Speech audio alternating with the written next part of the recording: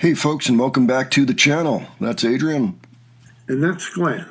And that's my new pyramid, if you can see on top of one of the speakers there, and I put Eddie from Iron Maiden right next to, or actually within the pyramid. That's the album cover for Ambrosia's Pyramid from 1976, and it folds out to a pyramid, just like one of the ones in the Pink Floyd picture over here. I just thought I'd point that out because I think it's really cool. That they used to do that. That's one thing that albums were really good for, is sometimes you would get stuff like that. So anyway, today we're going to take a look at Franz Rhythm again. This time we're going to be looking at I Can't Tell You Why. Somebody requested this. I'm so sorry, I can't remember who it was, but I really appreciate the request. The song is very cool. We have seen it before, done by the Greystones, as a matter of fact, and they did a stupendous job on it. But this is Franz Rhythm, and it just dropped 11 days ago, and we really like what they do, and this is also kind of their wheelhouse, kind of the softer songs in the catalogs of bands that we know and generally like. So looking forward to this. So brand new, and the last one we looked at, the last reaction, remember, Adrian? It was from like 5 years ago. It was early one. So we're going to see the other end of the spectrum. Same people 5 years later, The brand new one? Yeah, this came out 11 days ago, so as we record this. So I'm looking forward to it. What do you think, Adrian? Any thoughts ahead? Well, I'm just looking forward to seeing Franz Rhythm just sort of bang out another one. Yeah, me too. We got the usual suspects here. We've got Franz on bass. We've got Chen on lead guitar. We've got Char on keyboards, two of them this time. And we've got Dodds. Apparently it's okay to say dudes or Dodds. Franz is the one that says dudes. Everybody else says Dodds on the drums. So, should be fun. All right, let's go ahead and check it out.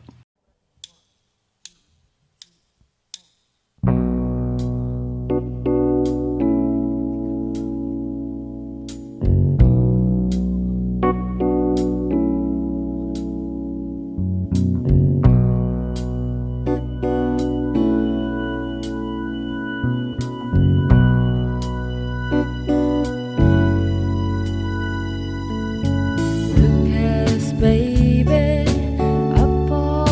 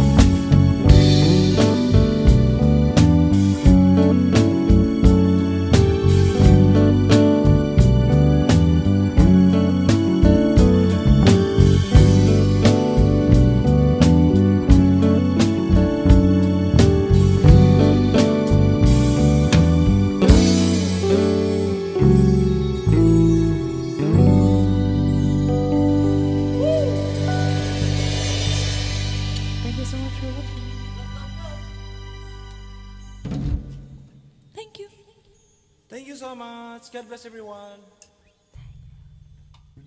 Wow. That That's was a great attitude Franz has. Thank you so much. God bless everyone. Yeah, that's right. That's right. It is a good Can't attitude. top that one. Yeah, that's true. I really liked that cover. That was smooth. And it was actually so dead on. This is one of those you almost could have shut your eyes and thought, that's the Eagles. Their vocals, I think, are their secret weapons. Because Char and Chen and Franz all do a really nice job. There's some great vocal harmonies. Yeah, that's right. I noticed there was a little inset in the bottom showing extra keyboards being played by Char, which actually makes sense because I was wondering about that at one point, wondering if she had split the keyboard. And my guess is it was probably for the stringy part on top, but I'm not positive. This is not something that bothers us in the least. At one point, there was this big to-do, especially last year on the internet, of people saying, it's not live, it's not real, they're faking it. You know, because you have an extra track in there, all of a sudden the whole band is phoning it in like Milli Vanilli, you know. And not this band, but like any band.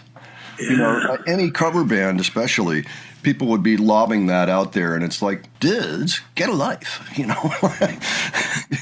So they're showing what they're doing, and frankly, I mean, it's such a sparse arrangement to begin with, you know. But the vocals sounded magical on that, you know. Like the two sisters sound great, and Dad's got the right timbre. Can't help but notice he's still got the monkey on his mic stand, by the way, which we saw. We observed that from the 5-year-old video we watched last time. And meanwhile, Dodd seems to be adding things to his collection. He's got the mice on the bass drum along with Luigi. Yep. Mario Brothers. I'm actually quite familiar with the two dolls on the bass drum, like over the bass drum head. We've seen those, and they tend to move, too, when he uses the bass drum, of course. Well, what else did you think about the song and the performance there, Adrian? I just thought it was a super chill performance, for one thing. Yeah. And Chen has a great voice for this song, and just check out some of the faces Chen makes during the solo, and she's into this. Yeah, I think they all are. I think this is very therapeutic, what they do. Again, it tends to be the softer songs that they do, and it suits them very well. We always enjoy what we hear from them. I noticed Char was using a Roland XPS-10, and, you know, XPS-10 doesn't sound too much different than JX3P. It's the same company, so maybe it has some of those patches, too. Yeah, it was just, cool hearing Char do her ethereal part on the keyboards for the song with the pad wash and the mellow Wurlitzer tones. Yeah. The only question I have about Dawes is how does he resist the urge to elaborate on the drums?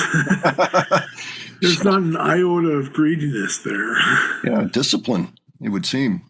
Yeah. So that's great. Yeah, maybe someday he'll break out something, you know, Yale Peart-wise or something, but probably separate from the family band, nonetheless. Okay, so there's only one other thing I want to mention. I saw the big Bob Marley on the wall. So I just want to acknowledge Bob Marley because we don't often have the opportunity to acknowledge Bob Marley. So I have quite a number of albums by Bob Marley. Catch a Fire, Bob Marley and the Wailers, of course. This is the first big one, anyway. Burnin'. What a record this is. Came out the same year, 1973. Bob Marley and Eddie Dredd. This was, I think, 74. Bob Marley Live, 75. Bob Marley, Rastaman Vibration, 76. Exodus, 1977, pretty sure. This has lots of hits on it, by the way. This has got Exodus, of course, and it's got Jammin' and One Love and Three Little Birds and Waiting in Vain. Great album. And then you got them in chronological order, it looks like. This is how I do my records. They're all chronological. Kaya, 1978. This one's got, like, Is This Love that I'm dreaming of. And I got to watch that. They're slippery. And then I bought this. This is a later release. It's the Live at the Rainbow, June 4, 1977 double album. This came out well after Bob's passing, actually 2020. So that's it. I've also got a number of CDs. I've liked Bob Marley ever since the 80s. When Legend came out, that was basically where I came in on it, which was 84. Love that stuff. So, yeah, kudos to Bob Marley and kudos to Franz Rhythm for their good taste. Having that on the wall. Well, folks, why don't you let us know what you thought of this? If it is new to you in any way, like if Franz Rhythm is new to you, or if you've never heard that song before, let us know about that. If you've got any other thoughts having to do with the performances, if you've got other suggestions for us for the future, please leave all those below, and we'll take a look. And if you enjoyed this video, please give it a like, and if you enjoyed the presentation, please subscribe. All right, thanks so much for joining us today. We'll catch you on the next one. Take care, folks. See you all later.